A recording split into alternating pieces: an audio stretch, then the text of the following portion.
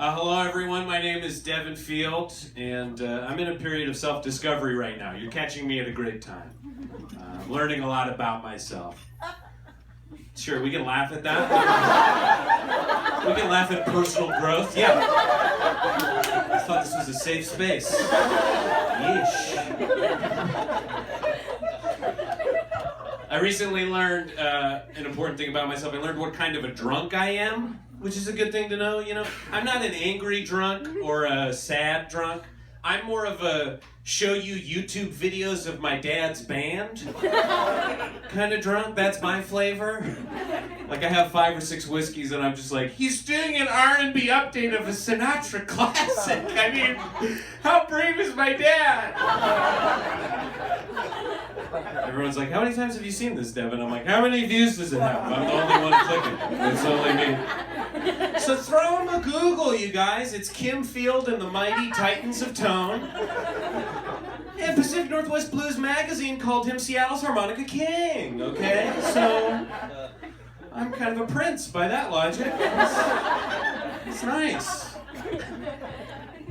I'm learning that there are certain types of people I can't keep up with.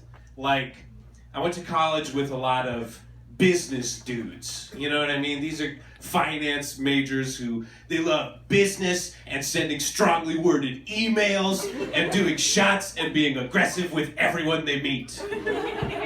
And I'm not that way. And I was recently catching up with one of these guys. We went out for drinks, and as we were going our separate ways, saying our goodbyes, this is how he said goodbye to me. He said, "Good stuff tonight, Devin. More to come."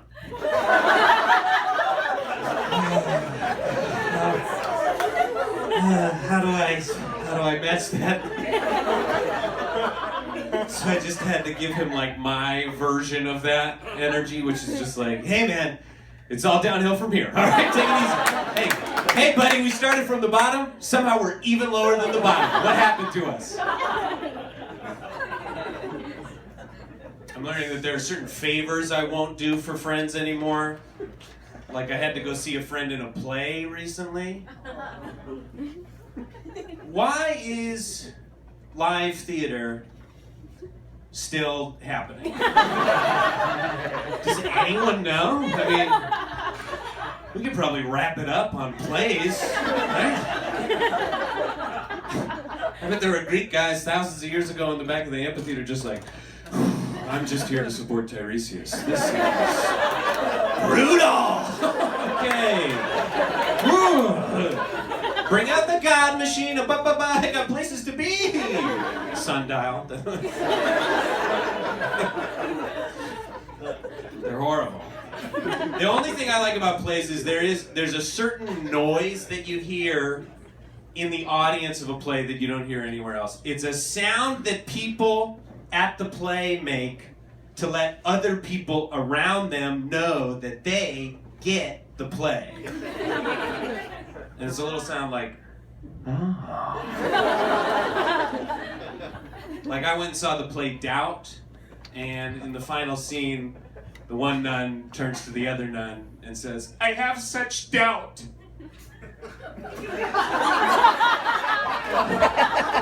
That's the real last line of the play.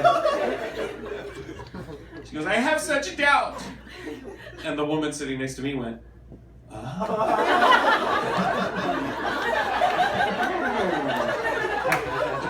And I know she meant that noise as like, oh, all the dramatic themes swirling together into one delicious denouement. But what I chose to interpret her noise as was, oh, that's the title of this book. Good. I thought I was at the wrong play.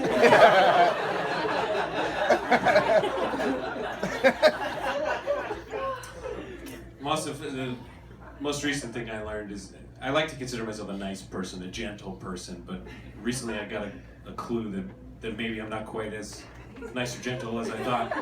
Maybe there's something darker lurking inside, which is I was playing a lot of the video game Grand Theft Auto 5, which if you don't know it, it's the Grand Theft Auto game where the map just is Los Angeles, like exactly. Like you're playing it and you're like, I'm in my commute right now. Why am I playing this game? I'm on the 405.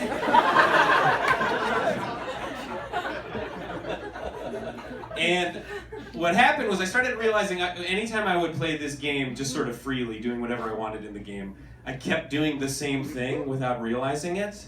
And this is what I would do. I would start in a public place, pull out a gun, shoot everyone I saw until the cops came. And I would run away from them, drive to the Griffith Observatory, passing my real apartment on the way. Get to the Griffith Observatory, go on the roof with a rifle, because there's only one way in for the cops, they can only come in one way. Shoot as many cops as I could until the helicopters kill me. And I realized after doing this unconsciously 6 or 7 times in a row, oh, this is just my plan. This isn't a game as much as it is a dry run. It's a 3D manifesto. This is good.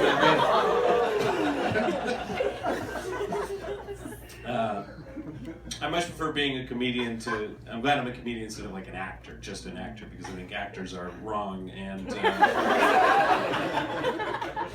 recently I was at a coffee shop and an actor was working on his laptop next to me, and I know he was an actor because at one point he turned to me and he asked, "Hey, how do you spell starring?" As in starring in a film.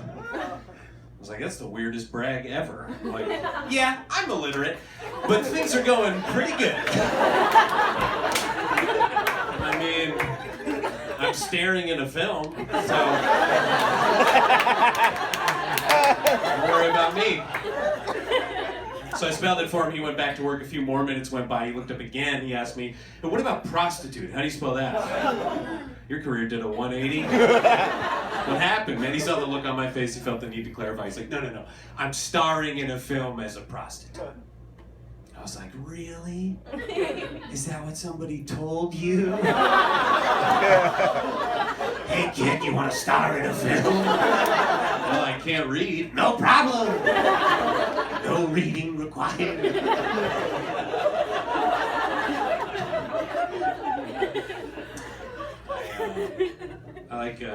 I like movies a lot. I'm a big movie fan in general. I'd like to do a quick impression for you if I could. This is the guy in the war movie who's not going to make it home. Man, when I get home.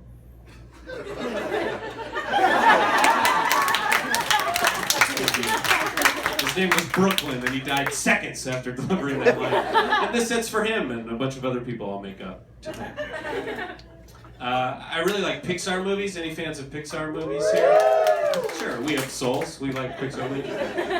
Pixar's great, but I'm not as much a fan anymore because I feel like Pixar started with really normal movies for children, and then as they got that critical cachet, they just got weirder and weirder with their choices, right? Like at first it made a lot of sense. First was, what do all kids love? Toys. Toy Story, right?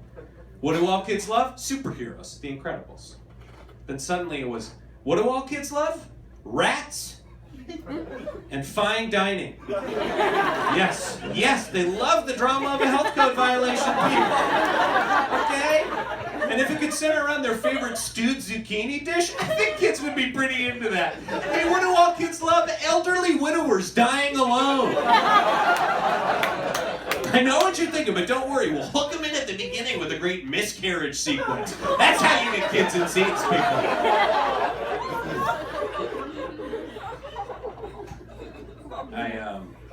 I like historical movies too, but recently I saw the worst, most offensive historical movie I'd seen ever. It was a made-for-TV movie about Thomas Jefferson's relationship with Sally Hemings, the slave that he owned and fathered children with. And the horrible tagline for this movie was, "The Controversial Romance." The controversy was, he owned and raped her. Where is the romance?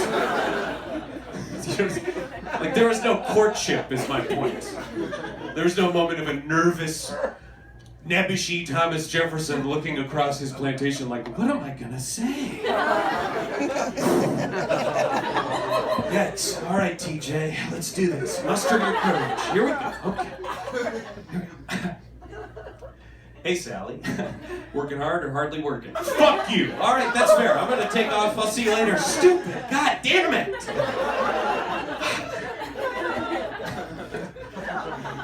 Goes to George Washington. George, I got no game with these slaves. What's going on? I don't know. Just be confident. A lot of white guilt in the room. We tightened on that collectively, but don't worry, there'll be enough woke material in here later on. Woke shit. A little about me. I am a straight white male. Holding for applause. And then is coming. That's right. Usually at this point you have lifted me onto your shoulders and said, here's our king. You know. Maybe you don't know us. If you don't know straight white men, we are currently in charge.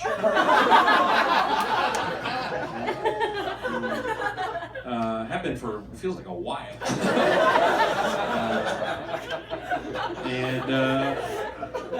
People are mad about it now. People are really mad. But we're on our way out. Demographics are shifting. Statistically, we won't be in charge for much longer, but we are not going quietly. Have you met us? We're pissed. I feel like we're being pushed off a ledge of power, and even as we fall, we're still being dicks. We're still like, you could lose a few pounds. Just committed to the brand. Let's talk about a great straight white man, shall we? Shall we give them their moment in the sun? So sorry. Dov Charney, former CEO of American Apparel, ousted from his own company for being a sexual maniac. And the proof was in the ads, right? Those were his calling card. Like, to me, the models in American Apparel ads look like they're wearing the one item of clothing that was tossed to them by their captor. You know what I mean? Like, it's always like some glassy-eyed woman in an abandoned pool somewhere, just like...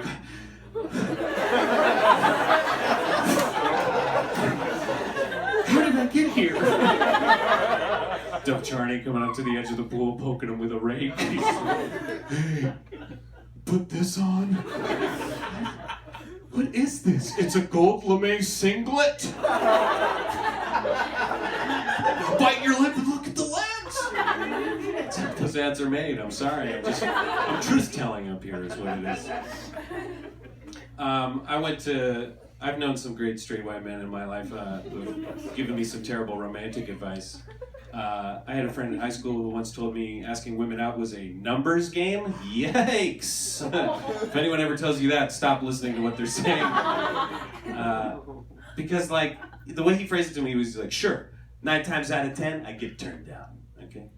But that one time makes it all worth it. It's like, really? Because it sounds like 90% of your conversations are horrifying. And do you really want to succeed with a woman who disagrees with 90% of her peers about how safe it is to be alone with you? That's like going to the one dentist in the commercial who thinks toothpaste is bad. You know? Your friends are like, Devin, your teeth are falling out of your head. What's going on? I'm like, oral hygiene's a numbers game, all right? I'm playing the field, putting myself out there. Well, it wouldn't be a straight white male comic set if I didn't tell you a little bit about some of the pornography I enjoy. I'm sorry, but I'm required by law to do this portion of my set. I'm so sorry. My favorite subgenre of pornography is BBW pornography. Not so much for the content, but for what it represents for porn in general. If you don't know, BBW stands for Big Beautiful Women. And I think this is nice for a couple of reasons.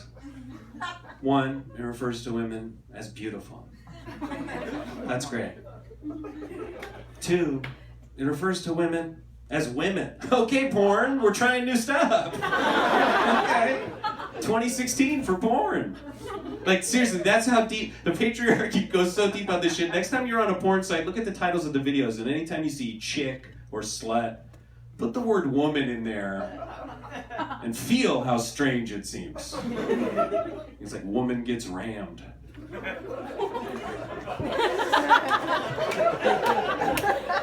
Like, is this a news story? This happened happen in my neighborhood? I don't want to get ran. All right, that's it for me. I've been Devin. Thanks a lot.